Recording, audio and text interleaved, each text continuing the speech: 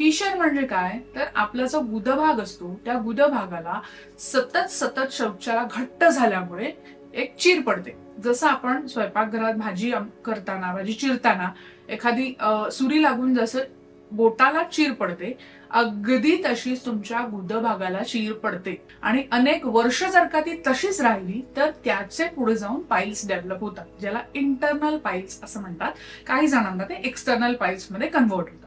तर साधं कोकम तेलयुक्त शतधौत घृत तिथे लावल्यानंतर नवीन फिशर असेल तर अगदी 3-4 दिवसात पूर्ण बरी होते आणि काही आठवडे काही महिने झाले असतील तर मात्र थोडासा वेळ लागतो. काही प्रसंगी काही पेशंट्समध्ये पोटातून सुद्धा औषधं द्यावी लागतात. तर फिशरसाठी ऑपरेशन करण्याची गरज नसते.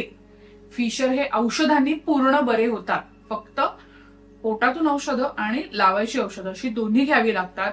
जेवढा जुना फिशर असेल तेवढे जास्ती दिवस औषध घ्यावं लागतं, पण फिशर औषधांनी पूर्णपणे बरे होतात. त्यासाठी ऑपरेशनची गरज नाही.